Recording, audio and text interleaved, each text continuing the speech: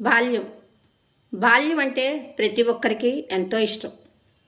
ఆ బాల్యం అనేది తిరిగి రావాలని ప్రతి ఒక్కరూ కూడా కోరుకుంటారు. మరి అలాంటి బాల్యాన్ని మీ పిల్లలకు మీరు అందిస్తున్నారా? మీ పిల్లలు ఆ బాల్యాన్ని అనుభవిస్తున్నారా? ఒక్కసారి ఆలోచించుకోండి.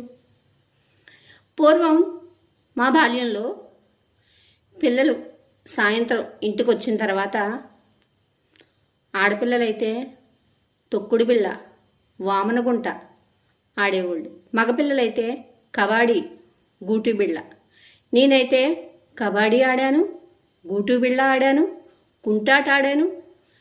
ఇంకా ఇప్పుడు చెప్పడానికి నాకు వీడియోలో రావట్లేదు కానీ ఎన్ని రకాల ఆటలు ఆడావు మగపిల్లలతో సరి సమానంగా.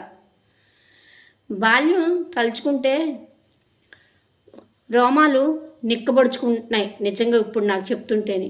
అలాంటి బాల్యం ఇప్పుడు పిల్లలు అనుభవించట్లేదు. ఇంటికి స్కూల్ నుంచి వస్తున్నారు, వచ్చిన తర్వాత ఇద్దరు పిల్లలే ఉంటున్నారు ఇంట్లోనూ.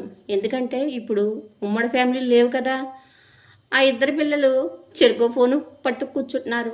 తల్లి ఒక ఫోన్ పట్టుకు కూర్చుంటుంది, తండ్రి ఆఫీస్ నుంచో వ్యాపారం నుంచో తిరిగి ఇంటికి వస్తాడు, ఆయన ఒక ఫోన్ పట్టుకు కూర్చుంటున్నాడు. నాకు అనిపిస్తుంది ఇదే నా బాల్యం అంటే.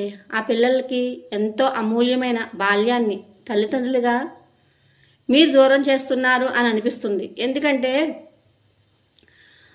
మా పిల్లలు లాంటి వాళ్ళే కాబట్టి చెప్తున్నాను.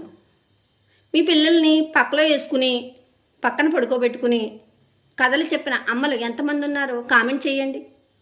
అనగనగా అని కథ మొదలుపెట్టిన తల్లులు ఎంతమంది ఉన్నారు అన్నది నాకు కామెంట్ చేయండి. ఎవ్వరూ ఉండలేదు.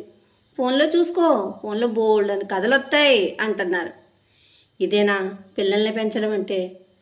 ఇప్పుడు నేను చెప్పిన మాటకి ఎంతోమంది తల్లిదండ్రులకి కోపం వస్తుంది. వచ్చినా పర్వాలా, ఎందుకంటే ఇప్పుడు నేను అమ్మమ్మని. అమ్మ కన్నా అమ్మమ్మకి ఎక్కువ బాధ్యత ఉంటుంది కదా, అందుకనే ఇంత కోపంగా చెప్పాను. మరి కథ చెప్పిన వాళ్ళు ఎవరున్నారు ఒక్కసారి నాకు కామెంట్ చేయండి.